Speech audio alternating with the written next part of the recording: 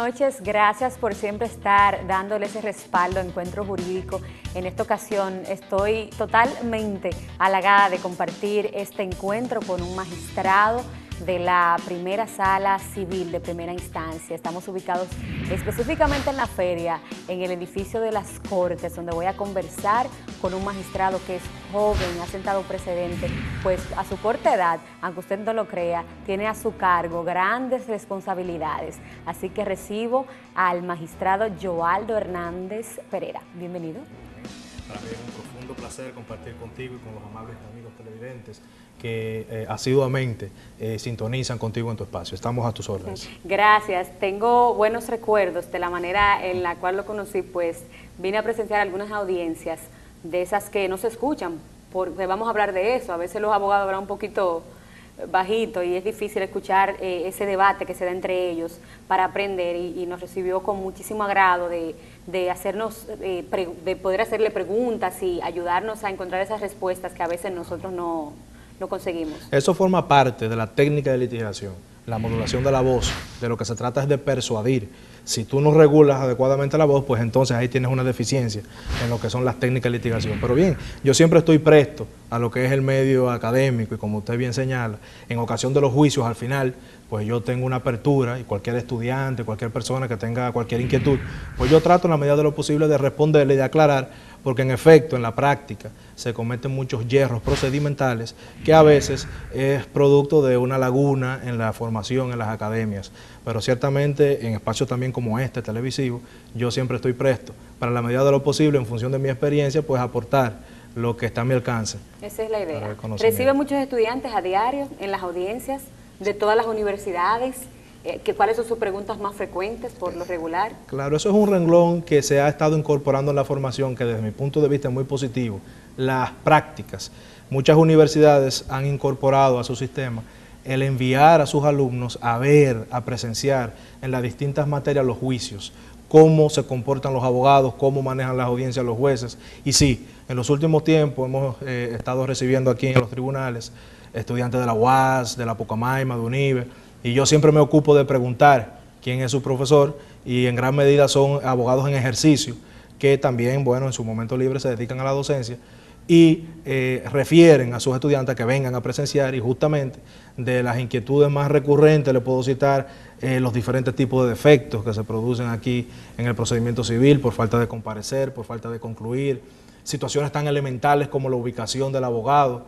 A veces un abogado llega a un tribunal y no sabe dónde ubicarse, si es el demandante del lado derecho del juez, demandado del lado izquierdo del juez. Una información elemental, pero no siempre se sabe. Y no está taxativamente en una normativa, sino que viene siendo la práctica lo que ha ido delimitando esa situación. Y como le digo, situaciones ya de los incidentes, llama mucho la atención el tema de los incidentes, la prueba en materia civil. Y como dije, siempre trato en la medida de lo posible de aportar un poco, de arrojar luz en base a mi experiencia que yo puedo tener aquí en los tribunales. Es joven, definitivamente supongo que tiene una carga hasta cierto modo pesada. ¿Cómo fue este paso de abogado, ahora magistrado, tratar tantos temas que afectan a la sociedad y a personas en particular? Eso es así, el hombre y sus circunstancias, y en el ámbito profesional no hay una excepción. Yo, desde que me gradué, ingresé en una oficina de abogado, pero a poco tiempo entré como abogado ayudante de un juez, específicamente el magistrado Juan Hirohito Reyes, que hoy es juez de la Suprema Corte de Justicia. Y bueno, como asistente de él, como abogado ayudante, me tocó suplir como juez de paz suplente en tránsito, ¿Y ahí luego juzgado de paz ordinario, y me empapé. Y ya como ayudante también veía la función de juez. Y de alguna manera pues me motivé, me evalué y entré a la Escuela Nacional de la Judicatura, que es la tramitación que hoy día debe seguirse conforme a la Constitución, porque ya la Constitución del 2010 prevé que para entrar a la carrera judicial debe someterse a un concurso de oposición, formarse en la Escuela Nacional de la Judicatura y luego pasar por los diferentes peldaños, juez de paz, primera instancia, corte, hasta la Suprema. Y en efecto me evalué, me capacité en la Escuela Nacional de la Judicatura, fui nombrado primero como juez de paz en San Cristóbal, ordinario. Ahí conocía todo lo que tiene que ver con el aspecto civil, con el aspecto penal, que expresamente la ley dice que ese tribunal debe conocer. Luego me trasladaron en la misma categoría de juez de paz al Distrito Nacional, en la tercera circunscripción. allá en la Josefa Brea. Luego fui promovido interinamente a San Pedro de Macorís en la Cámara Civil y Comercial de primera instancia. Y en la actualidad me estoy desempeñando desde hace ya casi 5 años aquí en esta primera sala de la Cámara Civil y Comercial del Juzgado de Primera Instancia del Distrito Nacional. Como usted bien señala, dependiendo de la demarcación, dependiendo de la jurisdicción, en este caso el Distrito Nacional, Santiago por igual, la provincia de Santo Domingo, la carga de trabajo es muy importante. En la actualidad esta Cámara tiene 8 salas, pero hay 3 que están especializadas en materia de familia. O sea que solo 5 aquí en este edificio que se le llama edificio de las Cortes, porque el nuevo edificio de la Suprema ahora tiene una edificación más moderna. Funcionamos 5 salas y una presidencia que está en la primera instancia que sortea los casos dentro de las 5 salas, que conocemos todo lo que no tenga que ver con aspectos de familia. Y en efecto la carga es demasiado. Ciertamente a veces nos agobiamos, pero bueno, uno ala con los bueyes que tenemos hasta ahora en la medida de lo posible. Y claro que sí, confieso que hay ciertas dilaciones en ocasiones, pero los 5 magistrados que estamos en esta jurisdicción nos hemos empleado, nos hemos empeñado para tratar de que la justicia que nosotros administramos pues tenga un mínimo de celeridad, porque una justicia retardada en definitiva puede convertirse en una denegación de ella. Y en ese sentido pues nosotros tratamos que independientemente de la carga podamos enfrentarlo, y hay que decir que nosotros ciertamente tenemos más trabajo, pero tenemos un buen personal que nos soporta, asistentes, abogados ayudantes, oficinistas, que nos ayudan. Paralegales, supongo. Paralegales, que en este caso serían ya oficinistas, porque nosotros no hacemos trabajos externos, sino solamente aquí en el tribunal, y esos oficinistas vienen siendo una especie de asistentes del secretario que digitan todo lo que es las actas y demás, y los abogados ayudantes también ayudan a localizar lo que uno le puede encomendar, una ley, un tratado, un precepto constitucional. Y bueno, todo un equipo con la cabeza del juez se empeña arduamente para que estas decisiones salgan con un mínimo de sostenibilidad jurídica y en un tiempo relativamente oportuno. En este caso, usted es el presidente de esta sala, me dice que hay 5 magistrados, 5 jueces que manejan diversos casos civiles y comerciales. Así es. ¿Cuáles serían esos errores que cometen los abogados al momento que se presentan aquí en el tribunal? Por ejemplo, vamos a hablar, me mencionaba anteriormente defecto por falta de comparecer o falta de concluir. Nos confundimos mucho y en particular me pasaba en los tiempos que estuve estudiando. ¿Qué es el efecto por falta de comparecer y por falta de concluir? En materia civil se comparece mediante la constitución de abogado. El demandante, tan pronto lanza su demanda, debe hacerlo por intermedio de su abogado, porque la ley 91 que crea el Colegio de Abogados sostiene que en materia privada siempre debe ejercerse bajo el Ministerio de Abogados, salvo los casos que precisamente la ley establezca lo contrario. Automáticamente usted constituye abogado, ya usted comparece. El caso del demandado, cuando le llega la notificación de la demanda, pues entonces constituye también abogado, ahí se comparece. Pero ya las conclusiones, en base a lo que uno quiera someter al escrutinio del tribunal, debe producirse en estrados.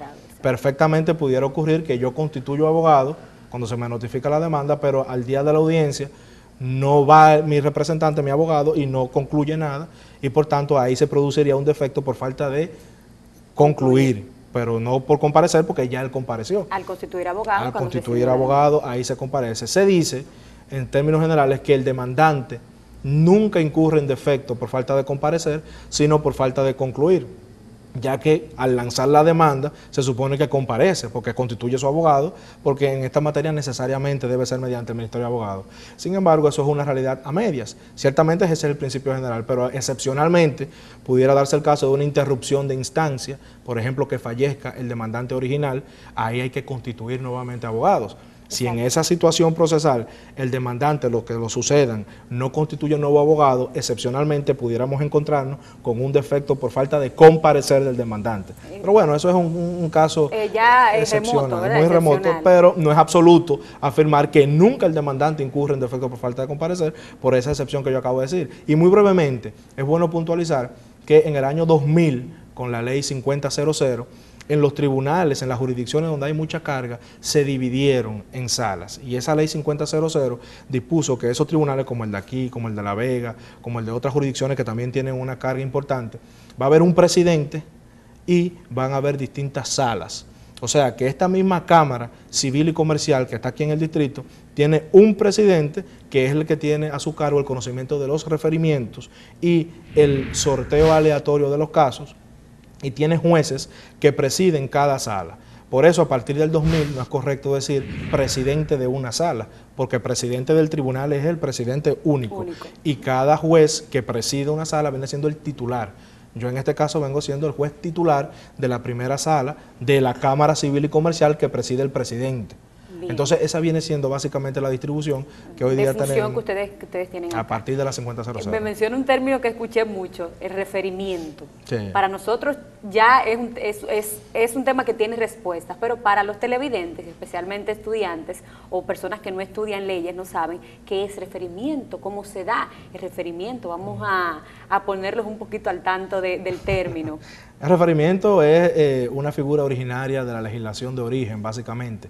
Nace en las estructuras del Châtelet, que era el edificio donde funcionaban en Francia todos los tribunales, y ahí fue donde se concibió lo que es esta institución del référé, el referimiento entre nosotros. Y no es más que un mecanismo de la provisionalidad, donde un juez, sin tocar el fondo en principio, de manera provisional, dicta una ordenanza a los fines de intentar lidiar con el carácter esencialmente flemático del proceso ordinario. El proceso civil común es muy lento por naturaleza y la institución del referimiento justamente viene a lidiar con esa situación, pero de manera provisional. Si usted entiende que en tanto llega la solución del fondo pudiera afectarse algún derecho suyo, pues entonces usted acude al mecanismo del referimiento para que de manera más expedita, porque la provisionalidad y la celeridad son elementos consustanciales de la figura del referimiento. Por ejemplo, usted entiende que se ha cometido un embargo injusto respecto de su cliente, un embargo ejecutivo que es esencialmente extrajudicial, usted va, antes de que se decida el fondo de una nulidad que usted pueda proponer, va ante el juez de los referimientos para que suspenda de manera provisional esa venta que se va a llevar a cabo en un mercado a los fines de evitar que se le conculque su derecho, y luego, bueno, vamos a ver el fondo. Inicialmente no se concebía el referimiento fuera de instancia. Se pensaba que para que proceda el referimiento debía existir una demanda principal. Entonces, ya con el ingenio doctrinal se ha venido admitiendo el referimiento fuera de instancia. Y en efecto, se dan casos donde no necesariamente debe existir un asunto principal, sino que de manera fuera de instancia el referimiento pudiera surtir. Yo diría que esa es la panacea de los franceses. En Francia hay referimiento penal, laboral, el referimiento. No tienen el amparo, por ejemplo, porque ellos entienden que con eso se ha resuelto. Nosotros, en gran medida, hemos resuelto este carácter muy lento que tiene el proceso civil con la figura del referimiento, sin lugar a dudas. Eso y mucho más, yo supongo que ustedes ven a diario. Aquí, como aproximadamente, ¿cuántos casos le llegan al día y desde qué hora están ustedes aquí recibiendo situaciones? El horario del Poder Judicial es de 7:30 a 4:30 de la tarde. Las audiencias por ley, la ley 821 sobre organización judicial, establece que empiezan a partir de las 9 de la mañana y el horario es hasta las 4:30 en principio. Sin embargo, nosotros, aunque en materia civil no se estila que las audiencias se prorroguen demasiado por la naturaleza misma del procedimiento, sin embargo, en ocasiones se extiende del horario ordinario de las 4:30. Y yo le puedo comentar que promedio, una sala en el Distrito Nacional debe estar conociendo algunos 120 casos al mes. O sea que es bastante considerable la cantidad realmente para un solo tribunal. Y bueno, en materia de referimiento, recuerde que le comentaba que en los tribunales que están divididos en salas, es el presidente quien tiene a su cargo conocer el referimiento. Conocen y tiene la particularidad de que es una materia muy expedita, que las decisiones deben surtirse o sobre la barra o ya de una manera mucho más expedita que en el proceso ordinario. Y por igual, la cantidad debe oscilar igual cifra de algunos 110 o 120 y cuidado, tal vez algo más de solicitud de referimiento. Wow, es un número un poquito pues grande de casos que le llegan a ustedes siempre.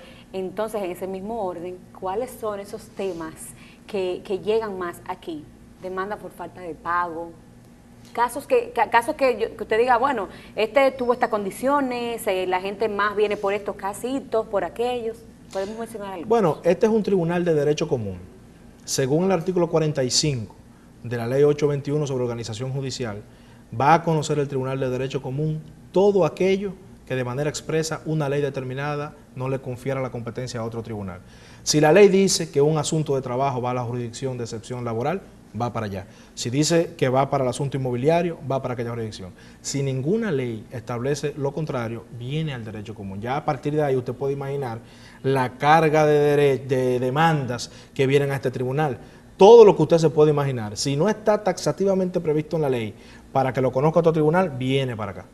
Y nosotros, a diferencia de Francia, tenemos la particularidad de que no tenemos tribunales de comercio. Los asuntos mercantiles, nosotros como Tribunal de Derecho Común tenemos la dualidad competencial. Nosotros somos tribunales civiles y comerciales. De ahí que un mismo tribunal va a conocer sobre ambas cuestiones. Ya la Suprema Corte ha establecido que como es un mismo tribunal que tiene esa dualidad de competencia, no se puede hablar de incompetencia en ocasión de que un procedimiento que sea realmente comercial se tramite conforme a las reglas del proceso civil ordinario, sino que en todo caso pudiera hablarse ahí de una nulidad, la cual va a contar con procedencia, con méritos, siempre que se pruebe un agravio. Y un caso que se cita mucho en jurisprudencia es aquel en que un caso que realmente sea de naturaleza civil, se tramite conforme a las reglas del procedimiento comercial. En materia civil hay una octava franca y en materia comercial hay un día franco para el lanzamiento de la demanda. Entonces ahí pudiera alegarse una violación al derecho de defensa porque se le está limitando el lapso que tiene para constituir abogado. Pero bueno, en definitiva nosotros somos los tribunales que conocemos de ambas cuestiones, lo civil y lo comercial. Sin lugar a dudas, una de las demandas que con mayor frecuencia nosotros conocemos son los cobros de dineros, prefiero decir de dineros, no de pesos. Exacto. Porque el peso puede ser libra, kilo, tal, dinero es más específico, puede ser libra esterlina, dólar, es dinero. Es dinero. Entonces es más preciso. Cobro de dineros es muy común. Responsabilidad civil, sobre todo en ocasión de accidentes de tránsito, ahí hay un tema. Todavía es controvertida la cuestión de saber si en ocasión de una colisión vehicular se produce una responsabilidad civil por la cosa inanimada o una responsabilidad civil personal. Todavía no está definitivamente solucionado el asunto, pero lo cierto es que un 60% aproximadamente de los casos que nosotros conocemos tienen que ver con responsabilidad civil por accidente de tránsito. Bien, me menciona nulidad y me menciona la octava franca y el día franco. Son términos muy interesantes que debemos profundizar un poquito acerca de ellos, pero vamos a ir ahora a una breve pausa comercial. Vamos a conocer un poquito de la infraestructura que tienen ustedes aquí y en breve retornamos con mucho más de Encuentro Jurídico. No se muevan. En materia civil, la jurisprudencia ha sido constante en establecer que los jueces del fondo son soberanos, en establecer el monto de la indemnización.